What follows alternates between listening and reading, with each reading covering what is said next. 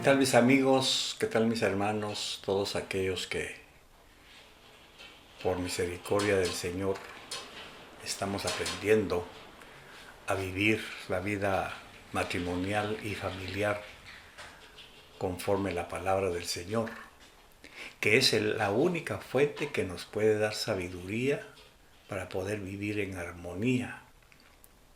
Cuando nosotros nos alejamos de la palabra del Señor, empezamos a bajar nuestro estándar, no solamente del conocimiento de la palabra, sino también de la conducta humana, porque es en la Biblia en donde están todos los aspectos que nosotros necesitamos conocer para un comportamiento ético, para un comportamiento parecido al Señor, y que podamos ir absorbiendo poco a poco su carácter, su imagen y semejanza, la cual perdimos a causa del pecado. Uno de esos pecados que afectan el matrimonio es la administración financiera. Es bien sabido que la Biblia dice que el dinero sirve para todo. El dinero es un servidor, no es un señor, no es un amo. Sin embargo, muchos de nosotros que aún vamos a la iglesia y que estamos escuchando palabra constantemente, todavía permitimos que el dinero sea el dueño de nuestras vidas, de nuestros corazones y por ende de nuestra voluntad. ¿Cuántos matrimonios han fracasado a causa del mal manejo del dinero? ¿Cuántas familias han ido a la bancarrota a causa del dinero? ¿Y cuántos hombres están atados a un trabajo por años para poder salir de los problemas que el dinero provoca? Ahora quiero hacer una aclaración. La Biblia dice en 1 Timoteo, capítulo 6, verso 10, porque la raíz de todos los males es el amor al dinero, no es el dinero, es el amor al dinero. Cuando nosotros como esposos, y voy a hablar de mi lado, cuando nosotros como esposos queremos ofrecerle a nuestra familia algunos bienes, distracciones, paseos, lujos, que están fuera de nuestra capacidad financiera, es muy fácil hoy, en esta cultura del plástico, en esta cultura en donde todo lo fácil está a la mano, es muy fácil caer en ese lazo de las deudas y por lo consiguiente del tormento que las deudas producen. ¿Cuántos hombres cristianos viven hoy hundidos en una situación estresante de tener que trabajar largos días, largas horas y largos años y a veces nunca logran salir de deudas? Por eso es que el sistema se ha inventado subterfugios para salir o hacer que la gente salga de sus problemas. ¿Cómo lo hacen? Ofreciendo extrafinanciamientos, ofreciendo consolidación de deudas, ofreciendo un sinfín de panaceas que realmente son utopías, son mentiras, son brasas ardientes en donde muchos cristianos se aferran para creer el engaño de que consolidando deudas van a terminar los problemas y conflictos. Déjeme decirle que no, se ahondan más todavía. Y el problema es que como hoy estamos en una cultura de lo rápido, de lo no, de la falta de fe o la no necesidad de fe para tener las cosas que Dios quiere que tengamos, nos endeudamos y nos hundimos en esos pantanos de desesperación que a la postre van minando nuestra relación familiar y sobre todo van minando nuestra salud, primero emocional, luego nuestra salud física y por consiguiente nuestra salud laboral, porque empezamos a visitar más los hospitales, nos empezamos a enfermar más y eso a la larga se convierte en una carga emocional para la esposa y los hijos, que tienen que pagar las consecuencias emocionalmente de tener a su lado a un hombre enfermo, incapacitado, que prácticamente se va quedando con el tiempo, se va quedando sin ser útil, no solamente para su casa, pero también para su propia vida. Entonces, ¿dónde está la raíz? En el amor al dinero. Quiere decir que esa causa provocó un efecto. El efecto es lo que estamos viendo. Estudiemos por unos segundos la causa.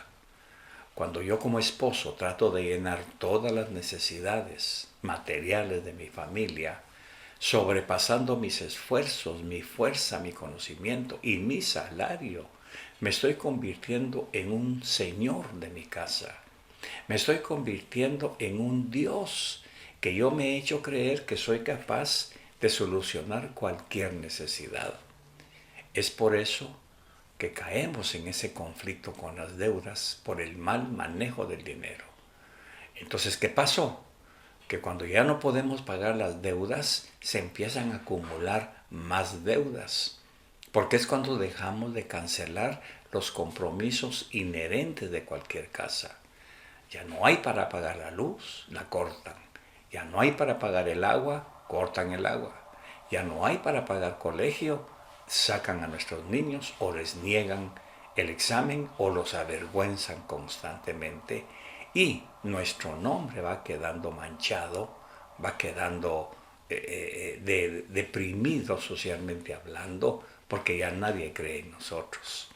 ¿Dónde empezó todo? En el amor al dinero.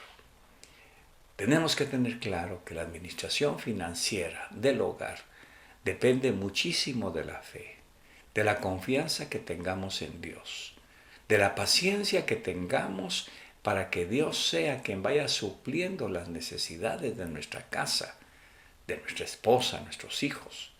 Eso quiere decir que como cristianos, si queremos vivir larga y abundante vida, necesitamos aprender a manejar el dinero. Porque lógicamente cuando lo hacemos el Señor de nuestras vidas y de nuestra casa, nos va a consumir.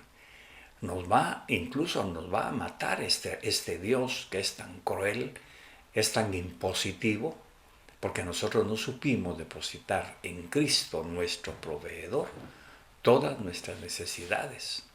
Y hay otra ventaja: enseñarle a nuestros hijos a confiar y a esperar en Dios antes de esperar y confiar en nosotros es una gran ventaja. Porque Jesús dijo algo en sus palabras: echen sobre mí sus cargas y yo les daré descanso. ¿Cuáles son las cargas, mis queridos hermanos y amigos, de todo varón, de todo hombre, casado o soltero? ¿Cuáles son las cargas? Suplir necesidades. Los solteros, suplir las necesidades de sus padres, de su casa donde viven, suplir las necesidades de su familia filial, de sus hermanos, como me tocó a mí, por ejemplo. Pero ahora, ¿cuáles son las necesidades de un hombre casado? Si éste no es egoísta y por así decirlo, consume él solo su propio dinero, por así decirlo, está dejando sin provisión su casa. Y entonces sus hijos, su esposa, están teniendo una mala impresión de lo que es Dios.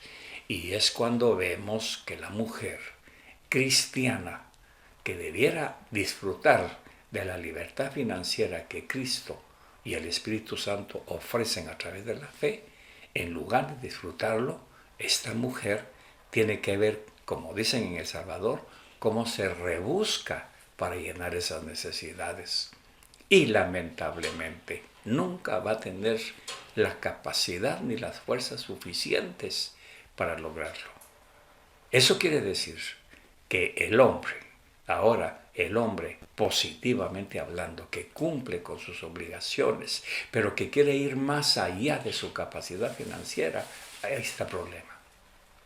Dios no prohíbe que tengamos vacaciones. Dios no prohíbe que tengamos un almuerzo mediano de cuando en cuando. Dios no prohíbe que disfrutemos de la vida abundante que Él quiere. Y voy a decir algo que quizás no le suene muy bien, pero la vida abundante también tiene mucho que ver con el dinero. Una vida abundante es un buen desayuno en algún buen restaurante. Una vida abundante es tener un buen espacio de solaz, un paseo de cuando en cuando. ir a un buen hotel. También es parte de la vida abundante. No es solamente un rebozo del Espíritu Santo, sino que también trasciende mucho más allá. Pero cuando yo no espero que sea el Señor quien me provea y acudo al plástico, acudo a los préstamos, acudo a la malversación de fondos, ahí es en donde el problema del dinero se hace evidente. Por eso esa mentira de que viaje hoy y pague mañana, eso sí es mentira. Porque usted va a viajar con todo pagado, pero después va a regresar a pagar. Y ahí está en donde sobrepasa su capacidad financiera. Y tiene que quitarle el colegio de sus hijos para pagar esas deudas. O tiene que quitarlo del súper para pagar esas deudas. O tiene que quitarle a su esposa su regalo de cumpleaños por pagar esas deudas. Mis queridos, la administración financiera, el manejo del dinero en el hogar es algo de lo que se requiere mucha sabiduría y mucho consejo. Pero lógicamente, sabiduría y consejo para seguir el consejo. Porque como pastor me han hecho muchas veces la misma pregunta: ¿cómo hago para salir de deudas? Pero cuando me preguntan eso es porque ya están endeudados.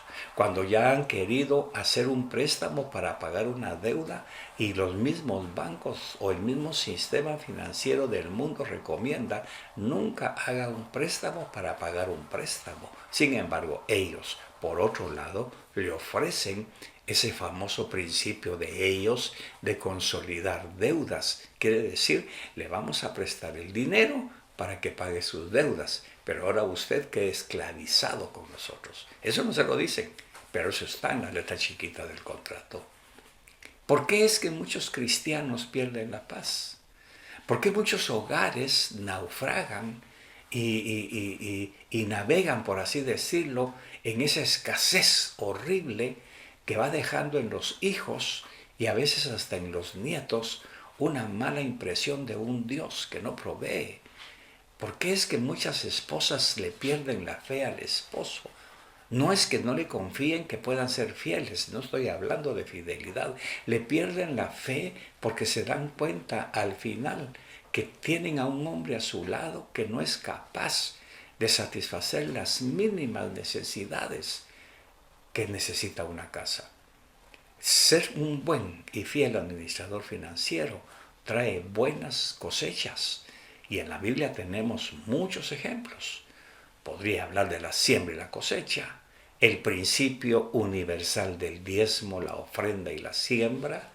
Podría hablar de muchas cosas, pero no quiero tocar esos temas que son estrictamente doctrinales y necesarios, dando por hecho que muchos de nosotros o de los que nos están viendo en esta serie ya conocen. Pero ¿por qué se niega a hacerlo? O sea, de nada sirve que yo le diga que diezme, porque usted me va a decir: ¿y cómo quiere que diezme si no me alcanza? Porque ya lo debo todo. Ahí está el problema, que tiene que empezar de cero, hacer un firme propósito de decir: Señor, no vuelvo a tocar ni un centavo hasta que tú me hagas el favor de cancelar mis deudas. Y entonces ahí es en donde empezaré de cero. Pero ¿qué pasa? El amor al dinero. El amor a tener dinero, muchas veces el efectivo en la mano. Muchas veces el dinero efectivo en la mano para sentirme seguro de que lo tengo. Cuando la fe, dice la Biblia, es la certeza de lo que no se ve. Usted y yo tenemos que aprender un principio bíblico que Dios nos ha dejado como herramienta en su palabra. Creer que Él es todopoderoso, que si puede suplir un desayuno, puede suplir un almuerzo y puede suplir también un viaje de vacaciones en donde yo no tengo por qué entrar en deudas para poderlo hacer. O sea, Dios no está prohibiendo nada de eso, al contrario, Él quiere que lo disfrutemos. Él quiere que su esposa tenga de repente un regalo de aniversario. Quiere que sus hijos de repente tengan un paseo para salir de la rutina, para salir del marco de pobreza que muchas veces ellos han visto, pero no a costa de olvidarnos de Dios y dedicarnos a ganar ese dinero o a prestarlo o hacer cualquier cosa con tal de tenerlo. El dinero, mis queridos, es un siervo muy útil Y nunca como hoy, en estos tiempos que estamos viviendo del tercer siglo, es cuando más necesitamos, porque todo exige dinero. Pero nosotros, hijos de Dios, ¿qué vamos a hacer? ¿Vamos a seguir la corriente del mundo? ¿Nos vamos a endeudar hasta el cuello y después vamos a estar clamando o diciendo lo que normalmente se oye? Es que Dios no me provee. ¿Cómo no? Él le proveyó la sabiduría, pero usted obvió esa sabiduría. Le voy a compartir un pequeño secreto que yo tengo aplicado a mi vida. Después de cancelar todos mis compromisos, después de todo lo que yo pueda pagar de mis fuerzas, después de haber cumplido con mis diezmos, ofrendas y siembras, entonces le digo al Señor, lo que quede es para mí. ¿Y quiere que le diga algo? Lo que me queda es suficiente para poderlo disfrutar con mi esposa, para poderlo disfrutar con mis hijos cuando vienen, cuando lo necesitan, para poderlo disfrutar con mis amigos. Pero es después de haber dado la prioridad a lo ordenado por Dios. Aquí termino con esto que dice, porque el que no provee para su casa es peor que un infiel, pero no a costa de confiar en el poder del dinero. Es a costa de confiar en el poder de Dios, que es el único que le puede suplir a mi esposa para todas sus necesidades. Pero yo, mi obligación es decirle, Señor, yo no puedo hacerlo. Solamente tú, que le puedes proveer a ella y por ende me puedes proveer también a mí. Así que el manejo del dinero es un arma de dos filos. Si no lo maneja bien, el dinero lo va a cortar. Si usted lo maneja bien, usted va a hacer que el dinero corte cualquier maldición de pobreza que pueda llegar a sus vidas. Que el Señor les bendiga y espero que estos consejos de mi parte puedan serle útiles. Hasta luego. En Proverbios 31 y verso 11 dice la palabra: el corazón de su esposo confía en ella y sus provisiones no disminuyen. La administración económica es un tema que para muchos no es connotante en lo que se refiere a un matrimonio, porque algunos están casados pero siguen viviendo como antes, que él tiene su salario y ella tiene su salario. Hacen como un contrato de que tú pagas esto, yo pago aquello. Y eso mantiene separado al matrimonio, porque debiéramos reunir todo lo que el Señor envía y hacer un solo fondo. Pero claro, para eso hay que soltar el dinero, hay que soltar el temor al no tener. Normalmente, el hombre desconfía que la mujer sea una buena administradora. Entonces ni siquiera le comenta lo que está haciendo o lo que piensa hacer. Algunas veces la esposa da un consejo, pero al hombre le parece como que ella es muy como aguafiestas, ¿verdad? Que él tenía un proyecto y planes y ella viene y le dice, pero mi amor, ¿nos va a alcanzar el dinero? Fíjese que la palabra dice que cuando un hombre quiere construir una casa, lo primero que tiene que hacer es sentarse y hacer cuentas a ver si le alcanza. Lo dice la palabra. Entonces, para que nuestra vida financiera sea saludable, primero tenemos que saber con cuánto contamos. Tenemos que tener cuidado de no caer en una super fe, que solo porque nosotros decimos podemos irnos a París, aunque debamos hasta dentro de 10 años lo que nos vamos a comer. Yo no creo que Dios no pueda llevarnos a París. Sí es su voluntad y hay un propósito. Pero nos vamos en esa super fe y cuando regresamos, como decía mi esposo, se encuentra con una gran deuda. Yo no sabía cómo dimensionar el compromiso de una deuda. Tenía muchas e iba pagando como podía.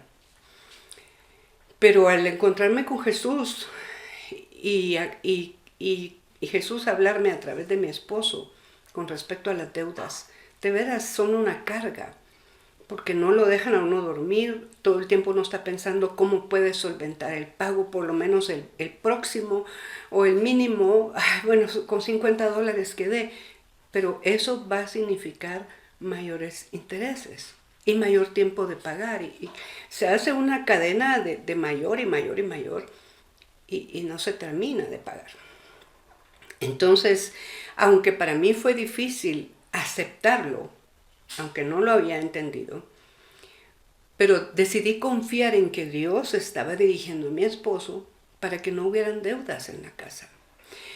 No es que todo se pueda comprar al contado, yo lo entiendo, estamos en la tierra y para comprar algo al contado, pues solo que sea muy pequeño. Sin embargo, cuando uno adquiere un compromiso financiero, primero tiene que asegurarse que Dios lo está llevando a ese compromiso financiero, porque quiere decir que Dios va con uno y lo va a sacar adelante. Entonces, cuando el hombre no confía en su esposa para que ella maneje por lo menos el gasto de la casa, mi esposo no tenía cómo confiar en mí porque yo no era una buena administradora, pero él me enseñó para que yo pueda cumplir mi papel. Como dice Proverbios, el corazón de su esposo confía en ella, pero no es en ella teóricamente o literalmente, no es en ella, es en que Dios la va a dirigir para ser una buena administradora de los recursos de la casa. Para mí fue un compromiso fuerte cuando mi esposo me dijo, a partir de este mes, tú te vas a hacer cargo del presupuesto. Eso fue un reto, porque significaba orden, disciplina y fidelidad. Fidelidad en no desviar ninguno de los recursos. Un día Dios me habló y me dijo, el hombre vende su fuerza por 30 días para llevar un salario a la casa. Y que la esposa no sea de confianza como para que desbarate el dinero porque tiene cuentas escondidas y atrasadas, porque se compró ropa, porque se compró sartenes, porque de todo le ofrecen a uno. Cuando alguien dijo eso de mí, todavía recuerdo, es que ella lo compra todo, lo que uno le ofrezca compra. Y me di cuenta que era cierto y que no tenía por qué ser así. Que yo tenía que tener autoridad sobre mi alma y sobre los vacíos y las compras innecesarias que no eran vitales y empezar a caminar en un orden financiero. Es que el orden financiero, mis amadas, comienza cuando yo le digo que no a mi alma, porque no es comida, porque la palabra dice, ¿por qué gastan su dinero en lo que no es pan y leche? Pero es la tradición que traemos. Muchas mujeres no quieren dejar de trabajar para ocuparse de sus hijos porque van a tener que pedirle al esposo. No, es a Dios, porque es Él el proveedor. Entonces dice, el corazón de su esposo confía en ella. Pero termina diciendo este verso, y sus provisiones no disminuyen. ¿Qué significa? Que es una mujer, una buena administradora de los bienes que llegan a sus manos. El trabajo de su esposo es santificado cuando ella pone todo en las manos del Señor y decide mantener un orden de lo que debe y de lo que no debe, de lo que puede y de lo que quiere. Porque siempre tenemos que dejarle al Señor ese lugar principal de proveedor. Pero si el esposo no confía en la esposa y maneja él el dinero, eso va a provocar en ella un malestar porque no es una persona para su esposo digna de confianza. Entonces, si en el matrimonio hay contienda a causa de este Dios que se llama Mamón, que es el dinero, no va a haber prosperidad. ¿Por qué el hombre tiene miedo de decirle a la esposa cuánto tiene o cuánto ganó? ¿Por qué le esconde las cosas que después van a ser obvias? ¿Y por qué la mujer tiene miedo de que el esposo sepa que tiene un ahorro? Sencillo, tiene miedo de quedarse sin dinero. porque ya él se lo quitó todo, porque la convenció que mira, con esto vamos a pagar, entonces salimos de deudas y vamos a vivir tranquilos y poco a poco yo te lo voy a ir pagando. Yo no entiendo cómo en una pareja que tendría que amarse, se prestan y se cobran. Para mí no tiene sentido. No es matrimonio, es un contrato, es una empresa en donde el contador le pide al tesorero y el tesorero le pide al gerente. Pero ahí no se puede mover Dios porque hay separación, hay disensión. Y ahí no puede estar Dios, ahí no puede haber paz. Y por lo tanto, la sabiduría que viene del cielo no alcanza a llegar a nosotros porque hay un estorbo a causa del dinero. Cuando el dinero deja de importarnos como proveedor, cuando el dinero deja de importarnos como un punto de seguridad, cuando el dinero deja de importarnos como un medio para adquirir, entonces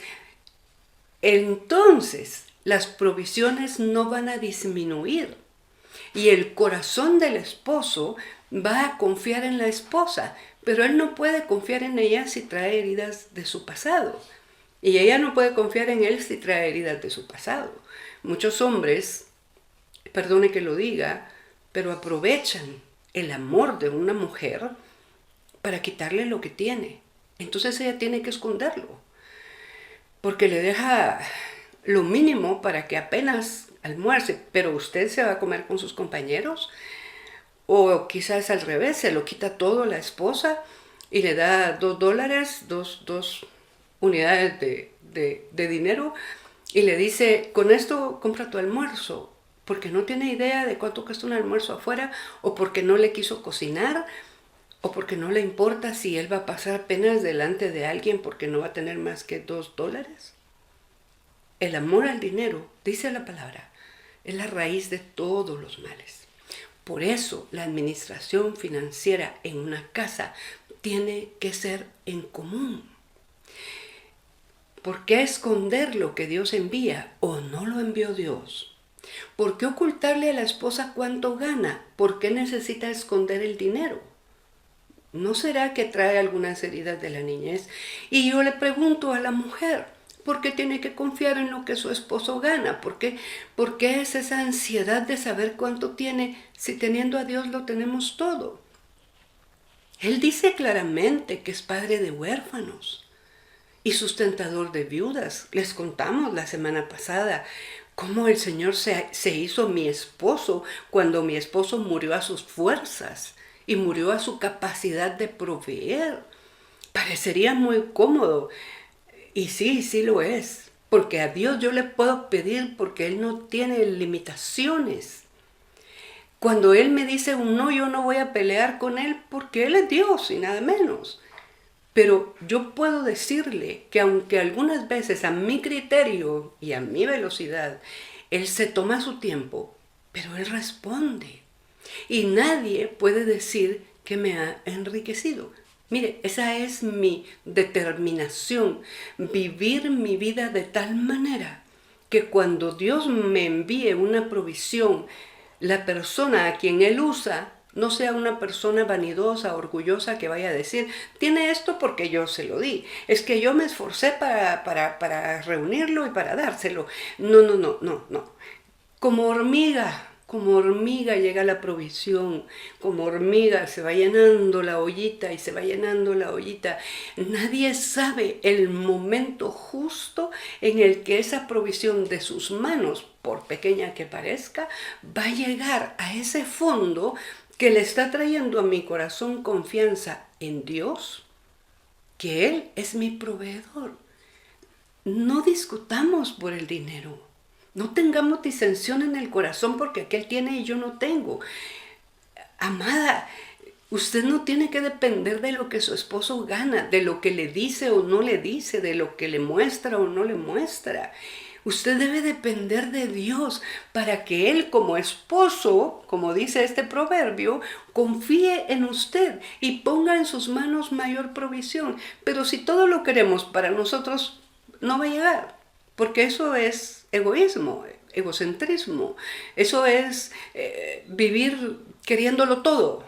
Quizá por eso su esposo no le puede decir cuánto tiene o cuánto gana. Debiéramos arreglar primero nuestra relación matrimonial y revisar si no hicimos solo un contrato y aquí no somos uno solo, sino eres tú y soy yo. Tú pagas la casa y yo pago los recibos, tú pagas la comida y yo pago el colegio. ¿De dónde hemos sacado ese patrón financiero? Sino del sistema que nos ahoga. ¿Por qué le tengo que dar todo mi dinero a mi mujer? Y luego la mujer dice, ¿y él por qué no me lo da todo? Todo gira alrededor de un Dios que se llama Mamón, que es el dinero. Amada, si él no le quiere decir, ¿qué importa? De Dios sí sabemos, él es el dueño de todo y va a mover a quien quiera mover. ¿Por qué se lo tiene que dar su esposo? ¿Por qué no espera en Dios? Porque es esa niña que espera de su papá terreno, porque cree que el hombre tiene obligación. Y sí la tiene, pero si no la quiere adquirir, no batalle contra eso. Batalle contra su corazón y su necesidad de ser provista por el hombre. Tal vez les sueno equivocada, que estoy hablando cosas sin sentido, pero no. Por favor, escúchelo bien. Si Dios es mi proveedor, ¿por qué voy a estar en la necesidad curiosa? Y tal vez curiosa suene suavecito, pero esa palabra que define a las personas que lo quieren todo, con avaricia, con codicia, saber cuánto tiene. Si yo estoy suplida, ¿qué importa cuánto tenga él?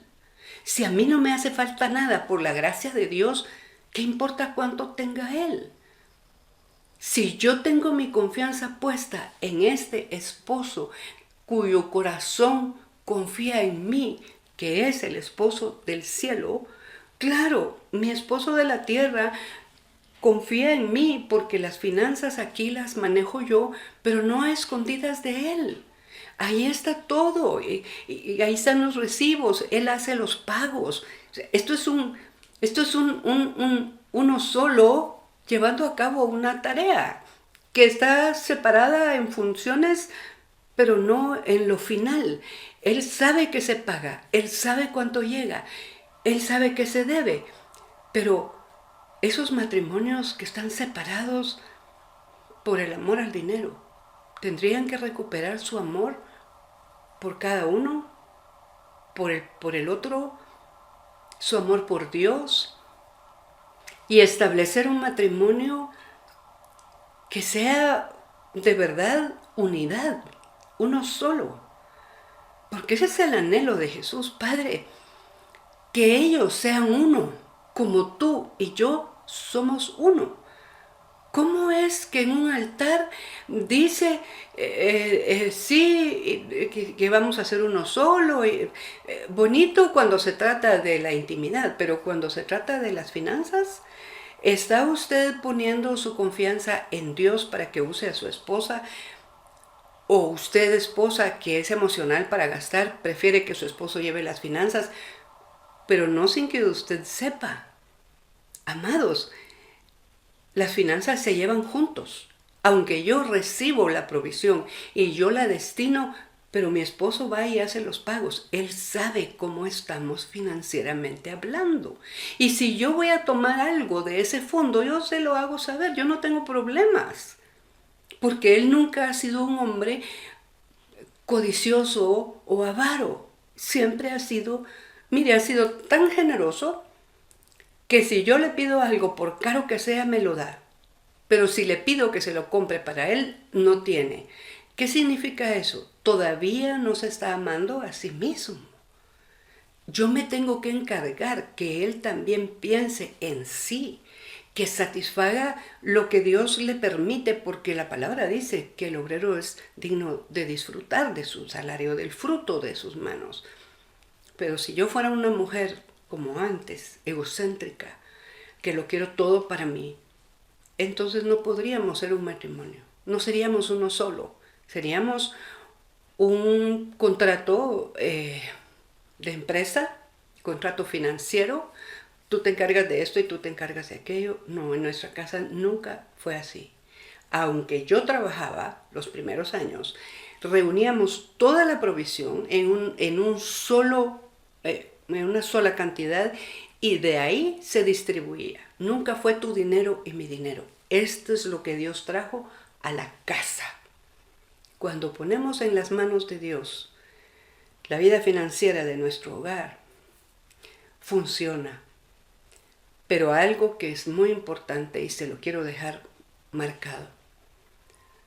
O funcionan como uno solo y uno se encarga de recibir y el otro de pagar, y uno se encarga de administrar y el otro de hacer los pagos, de velar por los recibos, de ver cómo están las cuentas, o no están funcionando y por eso no hay una provisión que no disminuya. Cuando dejemos de considerarnos superiores al otro, el hombre a la mujer y la mujer al hombre, y empecemos a trabajar como uno solo, entonces nuestra vida financiera va a ser una vida buena. No todas las cosas que llegan a las manos de mi esposo, el mío, yo estoy conocedora, pero a mí no me falta nada. A mí Dios me suple de igual manera que a él. Pero cuando se trata de la casa, en ese punto, de los pagos de la casa, de los recibos, de todo lo que se requiere en una casa, ahí estamos como uno solo. Usted tiene derecho de tener su guardadito, absolutamente. Y la mujer también.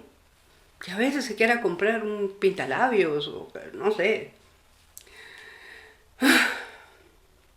Si la administración financiera no está en manos de Dios y de los dos, tenemos que meditar y pensar cómo queremos que esto camine. Mujer, cuando su esposo le dé una parte del dinero que trabajó, póngalo en las manos de Dios y sea fiel a Dios para administrarlo adecuadamente, para ganarse la confianza financiera de su esposo. No lo investigue, no lo revise. También es que eso no es bueno. Eso no es bueno porque usted misma se está poniendo en un lugar de juez. Y eso no va a traer nada bueno al matrimonio. Lo que queremos o lo que debemos desear es que nuestro matrimonio esté saludable. Y la administración financiera es clave. O dejamos de amar al dinero y amamos a Dios por sobre todas las cosas, o confiamos en Dios como proveedor y le permitimos ser Dios también en nuestra vida financiera, o nuestras provisiones van a disminuir. El corazón de su esposo confía en ella y sus provisiones no disminuyen. Si Proverbios 31 describe a la mujer, unas versiones dicen virtuosa, la traducción dice una mujer hacendosa, que está haciendo siempre algo que beneficie su casa. No incansablemente, no, de manera sabia, para que su esposo, el corazón de su esposo esté confiado. Pero tienen que romper esos patrones de conducta de un contrato financiero dentro del matrimonio. Por eso es que las cosas no, todo disminuye, todo se acaba, todo se rompe, porque no está Dios. Donde hay división, Dios no puede estar porque Él es uno y quiere ser uno con nosotros también.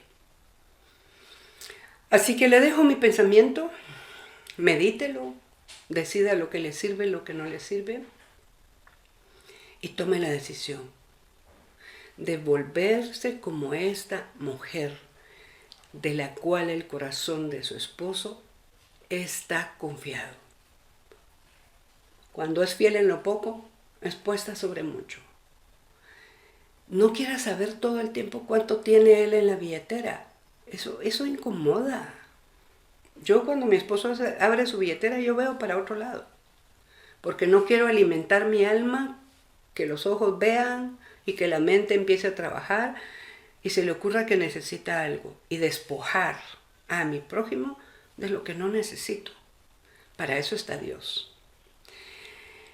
Que el Señor le ayude a discernir y a entender y a darse cuenta si ha cometido errores, cómo puede solucionarlos, siempre con la palabra de Dios, y que si no lo ha cometido, prefiera no cometerlo. Y a usted, mujer, que se vista de esta palabra de Proverbios 31. No se logra 100%, pero en algo nos va quedando esa vestidura de lo que describe la palabra como la mujer no perfecta, solo hacendosa. Nos vemos en la próxima.